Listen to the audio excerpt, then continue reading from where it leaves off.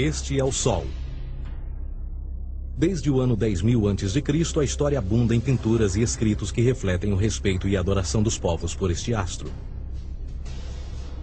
E é simples entender o porquê, com o seu aparecimento todas as manhãs, trazendo visão, calor e segurança, salvando-os do frio e da escuridão da noite repleta de predadores. Sem ele, todas as culturas perceberam que não haveriam colheitas nem vida no planeta. Estas realidades fizeram do Sol o astro mais adorado de todos. Todavia, muitos estavam atentos também às estrelas.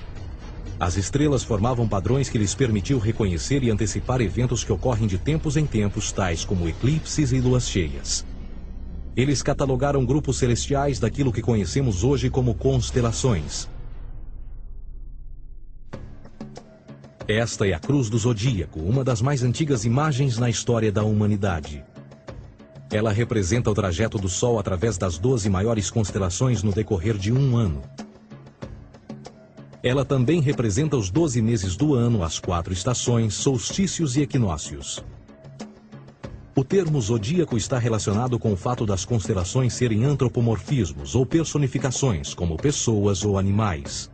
Por outras palavras, as primeiras civilizações não só seguiam o Sol e as estrelas, como também as personificavam através de mitos que envolviam seus movimentos e relações. O Sol, com o seu poder de dar vida e de salvar, também foram personificados como se representasse um Criador ou um Deus. Deus Sol, a luz do mundo, o Salvador da humanidade. Igualmente, as 12 constelações representaram lugares de viagem para o Deus Sol e foram nomeados por elementos da natureza que aconteciam nesses períodos de tempo. Por exemplo, Aquários, o portador da água que traz as chuvas da primavera. Este é Horus. Ele é o Deus Sol do Egito de 3.000 a.C. Ele é o Sol antropomorfizado e a sua vida é uma série de mitos alegóricos que envolvem o movimento do Sol no céu. Dos antigos hieróglifos egípcios conheceu-se muito sobre esse Messias solar. Por exemplo, Horus, sendo o Sol, tinha como inimigo o Deus Sete, que era a personificação das trevas ou da noite. E metaforicamente falando, todas as manhãs Horus ganhava a batalha contra Sete. E no fim da tarde, Sete conquistava Horus e o enviava para o mundo das trevas. Será importante frisar que trevas versus luz ou bem versus mal tem sido uma dualidade mitológica onipresente que ainda hoje é usada em muitos níveis. No geral, a história de Horus é a seguinte. Horus nasceu em 25 de dezembro da Virgem Isis Mary. O seu nascimento foi acompanhado por uma estrela no oeste, que por sua vez foi seguida por 3 reis em busca do Salvador recém-nascido. Aos 12 anos era uma criança prodígio nos ensinamentos, e aos 30 anos ele foi batizado por uma figura conhecida por Anup, e assim começou o seu ministério. Horus teve 12 discípulos e viajou com eles, fazendo milagres tais como curar os enfermos e andar sobre as águas. Horus também era conhecido por vários nomes como a Verdade, a Luz, o Filho Adorado de Deus, o Bom Pastor, Cordeiro de Deus, entre muitos outros. Depois de ter sido traído por Tifão, Horus foi crucificado, enterrado por 3 dias e então ressuscitou. Estes atributos de Horus, originais ou não, parecem influenciar várias culturas mundiais e muitos outros deuses encontrados com a mesma estrutura mitológica. Atis da Firígia nasceu da Virgem Nana em 25 de dezembro. Crucificado, foi posto na tumba e 3 dias depois ressuscitou. Krishna, da Índia, nasceu da Virgem Davaki com uma estrela no ocidente assinalando sua chegada, fez milagres juntamente com seus discípulos e após sua morte ressuscita.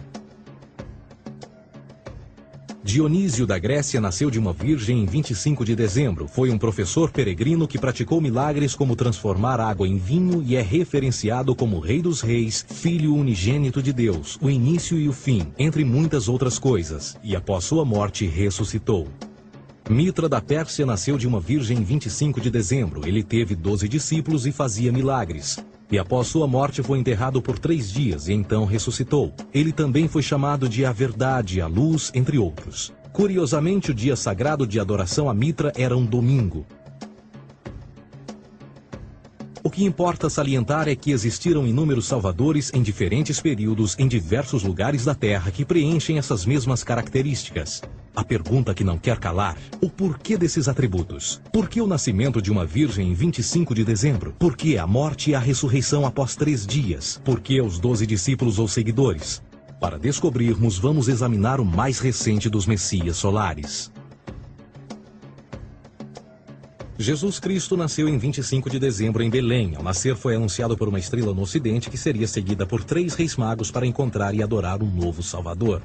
Tornou-se pregador aos 12 anos. Aos 30 anos foi batizado por João Batista e então iniciou seu ministério.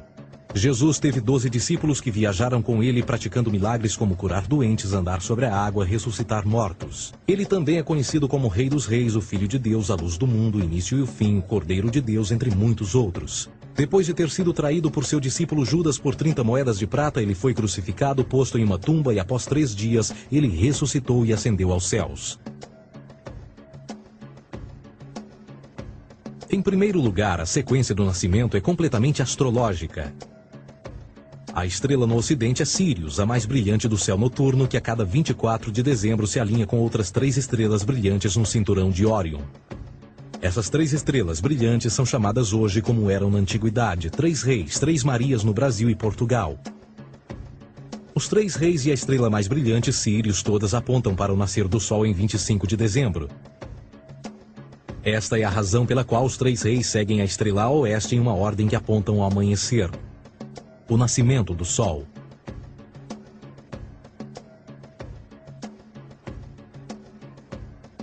A Virgem Maria é a constelação de Virgo, também conhecida como Virgo, a Virgem. Virgo em latim significa virgem. Virgo também é conhecida como a casa do pão. E a representação de Virgo é uma virgem segurando um feixe de espigas de trigo. Esta casa do pão e o seu símbolo das espigas de trigo representa agosto e setembro, a época das colheitas. Por sua vez, Belém é a tradução ao pé da letra de a casa do pão. Belém também é a referência à constelação de Virgem, um lugar no céu, não na terra. Existe outro fenômeno muito interessante que ocorre em 25 de dezembro, é o solstício de inverno. Do solstício de verão ao solstício de inverno, os dias se tornam mais curtos e frios. Da perspectiva de quem está no hemisfério norte, o sol parece se mover para o sul, ficar menor e mais fraco. O encurtamento dos dias e o fim das colheitas conforme se aproxima o solstício de inverno, simbolizando o processo de morte. Era a morte do sol. Pelo 22º dia de dezembro, o falecimento estava completamente realizado e faz com que atinja seu ponto mais baixo no céu. Aqui algo curioso acontece. O Sol para de se mover por 3 dias. Durante estes 3 dias, o Sol fica pelas redondezas da constelação do Cruzeiro do Sul, ou Alfa Crucis. Depois desse período, em 25 de dezembro, o Sol se move 1 grau, dessa vez para o norte, trazendo perspectiva de dias maiores, mais calor e a primavera. E assim se diz: o Sol morreu na cruz, ficou morto por 3 dias, apenas para ressuscitar ou nascer mais uma vez. Esta é a razão pela qual Jesus e muitos outros deuses solares compartilham da ideia de crucificação, morte por 3 dias e o conceito da ressurreição. É o período de transição do Sol antes de mudar para a direção contrária no hemisfério norte, trazendo a primavera e assim a salvação. Todavia, eles não celebram a ressurreição do Sol até o equinócio da primavera, ou Páscoa. Isto é porque no equinócio da primavera o Sol domina oficialmente o mal, as trevas, assim como o período diurno se torna maior que o noturno. E o revitalizar da vida na primavera emerge. Agora, provavelmente, a analogia mais óbvia de todas neste simbolismo astrológico são os 12 discípulos de Jesus. Eles são simplesmente as 12 constelações do zodíaco com que Jesus, sendo o Sol, viaja. De fato, o número 12 está sempre presente ao longo da Bíblia.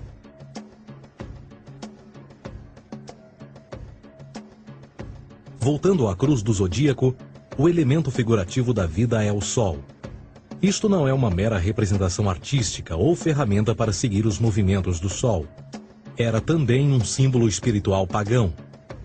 Uma logografia similar a isto. Isto não é um símbolo do cristianismo.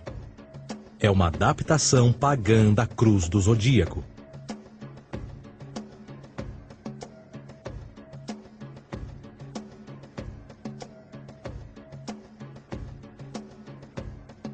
Esta é a razão pela qual Jesus, nas primeiras representações, era sempre mostrado com a sua cabeça na cruz.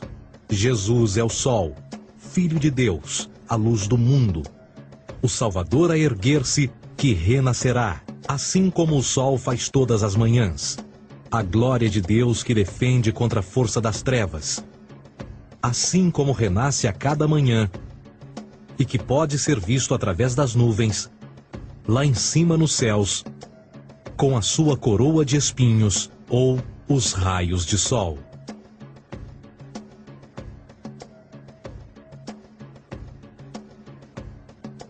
Agora, nas muitas referências astrológicas ou astronômicas na Bíblia, uma das mais importantes tem a ver com o conceito de eras. Através das Escrituras há inúmeras referências a essa era. Para compreender isto, precisamos primeiro estar familiarizados com o fenômeno da precessão dos equinócios. Os antigos egípcios, assim como outras culturas antes deles, reconheceram que aproximadamente de 2150 em 2150 anos, o nascer do Sol durante o equinócio de primavera ocorria num diferente signo do zodíaco. Isto tem a ver com a lenta oscilação angular que a Terra tem quando roda sobre o seu eixo. É chamado de precessão porque as constelações vão para trás, em vez de permanecerem no seu ciclo anual normal. O tempo que demora cada precessão através dos 12 signos é de 25.765 anos. Este ciclo completo é chamado também de Grande Ano, e algumas civilizações ancestrais sabiam disso. Referiam-se a cada ciclo 2.150 anos como Era. De 4.300 a.C. a 2.150 a.C. foi a Era de Touro. De 2.150 a.C. a 1 d.C. foi a Era de Áries. E de 1 d.C. a 2.150 d.C. é a Era de Peixes, a era que permanecemos nos dias de hoje. E por volta de 2150 entraremos na nova era, a Era de Aquários. Agora, a Bíblia refere-se por alto ao movimento simbólico durante 3 eras, quando se vislumbra já é uma quarta. No Velho Testamento, quando Moisés desce o Monte Sinai com os 10 mandamentos, ele está perturbado ao ver sua gente adorar um bezerro dourado. De fato, ele até partiu as pedras dos 10 mandamentos e disse a todos para se matarem uns aos outros para purgarem o mal. A maior parte dos estudiosos da Bíblia atribuem esta ira de Moisés ao fato de os israelitas estarem adorando a um falso ídolo, ou algo semelhante. A realidade é que o bezerro dourado é o Taurus, touro. E Moisés representa a nova era de Áries. Esta é a razão pela qual os judeus ainda hoje assopram com o chifre do carneiro. Moisés representa a nova era de Áries. E perante esta, todos têm de largar a velha. Outras divindades, tais como Mitra, marcam essa transição também. Um deus pré-cristão que mata o touro, na mesma linha simbólica. Agora Jesus é a figura portadora da era seguinte à de Áries, a Era de Peixes. O simbolismo de peixes é abundante no Novo Testamento, assim como Jesus alimenta 5.000 pessoas com pão e 2 peixes. No início do seu ministério, enquanto caminhava ao longo da Galileia, conhece 2 pescadores que o seguem. Agora reflita se voltar a ver um adesivo em formato de peixe escrito Jesus na traseira dos carros. Poucos sabem o que aquilo no fundo representa. É um simbolismo astrológico pagão para o reinado do Sol durante a Era de Peixes. Jesus assumiu também que a data do seu nascimento é também a data do início desta era. Em Lucas 22:10, quando Jesus é questionado se a próxima passagem será depois de ele ir embora, Jesus responde: Eis que quando entrardes na cidade, encontrareis um homem levando um cântaro de água. Segui-o até a casa em que ele entrar. Esta escritura é de longe a mais reveladora de todas as referências astrológicas. O homem que leva um cântaro de água é Aquários, o portador de água, que é sempre representado com um homem despejando uma porção de água. Ele representa a era depois de Peixes, e quando o Sol, Filho de Deus, sair da era de Peixes, Jesus, entrará na casa de Aquários, e Aquário é antes de Peixes na precessão dos equinócios. Tudo o que Jesus diz é que depois da era de Peixes chegará a era de Aquário.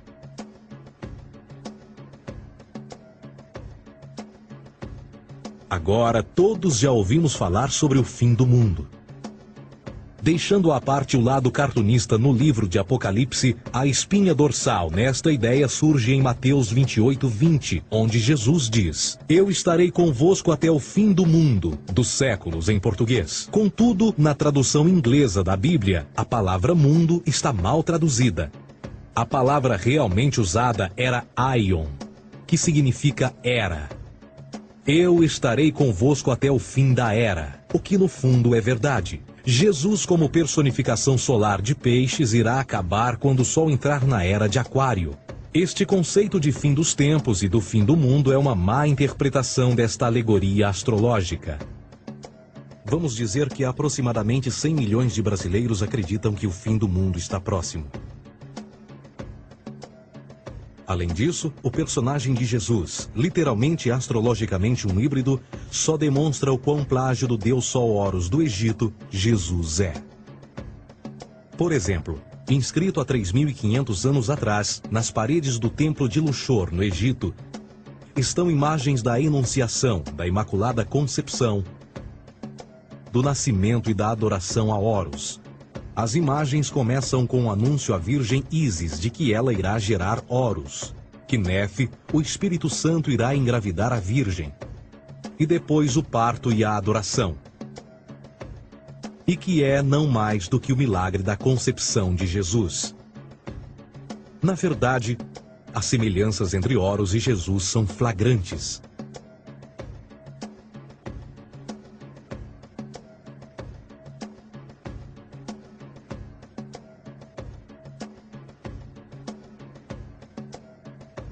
E o plágio continua. A história de Noé e da sua arca é tirada diretamente das tradições. O conceito de dilúvio é presente em todas as antigas civilizações, em mais de 200 diferentes citações em diferentes períodos e tempos. Contudo, não será preciso ir muito além da fonte pré-cristã para encontrar a epopeia de Gilgamesh, escrita em 2600 a.C.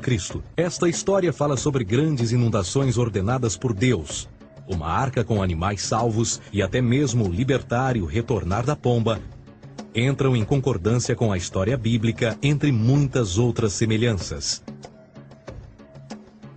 E depois há a história plagiada de Moisés, sobre o nascimento de Moisés.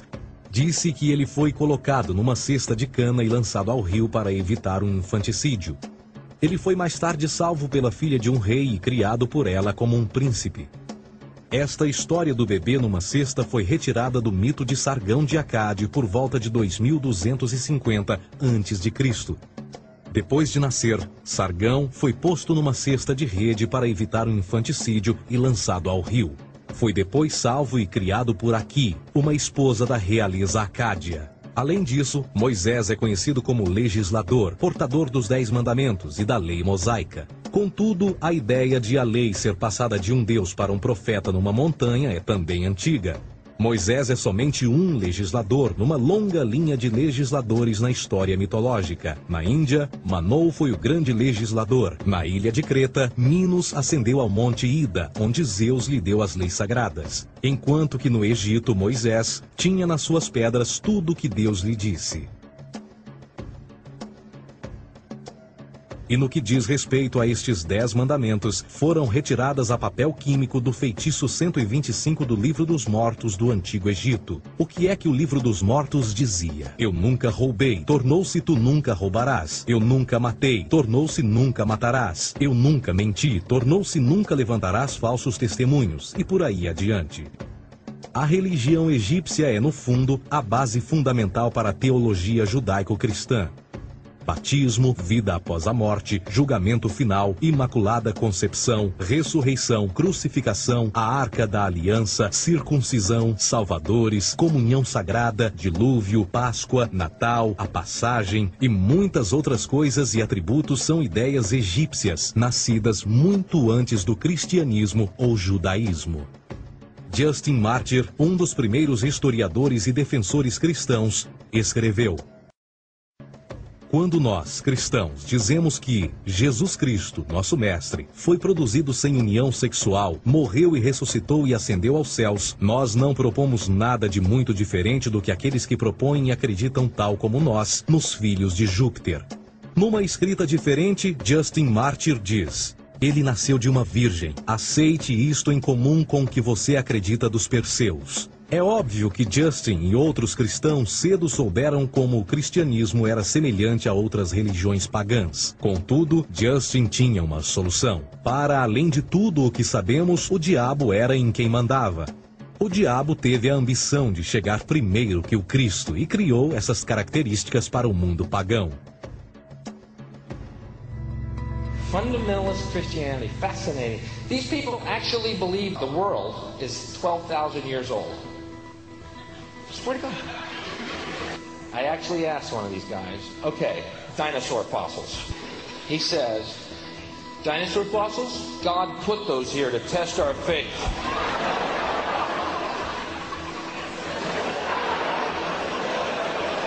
I think God put you here to test my faith, dude.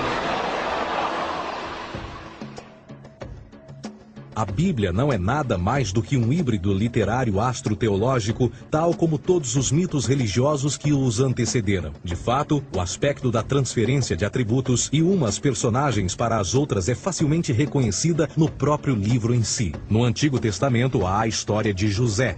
José era um protótipo de Jesus. José nasceu de um milagre, Jesus nasceu de um milagre. José tinha 12 irmãos, Jesus tinha 12 discípulos. José foi vendido por 20 pratas, Jesus foi vendido por 30 pratas. Irmão Judá sugere a venda de José. O discípulo Judas sugere a venda de Jesus. José começa os seus trabalhos aos 30, Jesus começa aos 30 também. Os paralelismos continuam. Além disso, haverá algum registro não bíblico da existência de mais alguém chamado Jesus, filho de Maria, que viajou com 12 seguidores e curou pessoas? Existiram muitos historiadores que viveram no Mediterrâneo durante esse mesmo período e até mesmo após a presumível morte de Jesus. Quantos desses historiadores fizeram relatos sobre a sua figura? Nenhum. Porém, para sermos justos, não significa que os defensores da existência de Jesus nunca tenham reclamado o contrário. São particularmente 4 referidos como pioneiros sobre a teoria da existência de Jesus: Plínio o Jovem, Suetônio e Tácito. Cada uma das suas máximas consiste apenas em algumas frases em que, na melhor das hipóteses, se refere a Christus ou Cristo, e que na realidade não é um nome, mas sim uma titulação. A 4ª fonte é Joséfo, cujos documentos ficou provado terem sido falsificados séculos atrás e, para infortúnio da humanidade, por muitos ainda visto como verdadeiros. Poderá alguém ter se aproveitado das ideias renascer dos mortos, a ascensão ao reino dos céus e a prática de milagres e que a partir daí tenha começado a surgir nos registros históricos? Não, porque uma vez pesadas as evidências, há grandes probabilidades da figura conhecida como Jesus nunca sequer ter existido.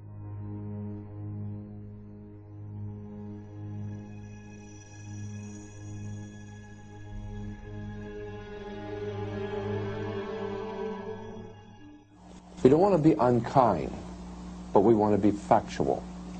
We don't want to cause hurt feelings, but we want to be academically correct in what we understand and know to be true. Christianity just is not based on truth. We find that Christianity was in fact nothing more than a Roman story, developed politically. A realidade consiste em que Jesus foi a divindade solar do setor gnosticista cristão e, tal como outros deuses pagãos, era uma figura mítica. Foi sempre o poder político que procurou monopolizar a figura de Jesus para controle social. Por volta de 325 d.C., em Roma, o imperador Constantino reuniu o Concílio Ecumênico de Nicéia e foi durante esta reunião que as doutrinas políticas com motivação cristã foram estabelecidas e assim começou uma longa história de derramamento de sangue e fraude espiritual. E nos 1600 anos que se seguiram, o Vaticano dominou politicamente e com mão de ferro toda a Europa, conduzindo-a a um período de obscurantismo, onde o conhecimento era apenas um privilégio da Igreja, as Cruzadas e a Santa Inquisição. O cristianismo, bem como todas as crenças teístas, são a fraude desta era. Serviu para afastar os seres humanos do seu meio natural e da mesma maneira uns dos outros. Sustenta a submissão cega do ser humano à autoridade. Reduz a responsabilidade humana sob a premissa de que Deus controla tudo e que, por sua vez, os crimes mais terríveis podem ser justificados em nome da perseguição divina. E o mais importante, dá o poder àqueles que sabem a verdade e usam o mito para manipular e controlar sociedades. O mito religioso é o mais poderoso dispositivo já criado e serve como base psicológica para que outros mitos floresçam ou justifiquem.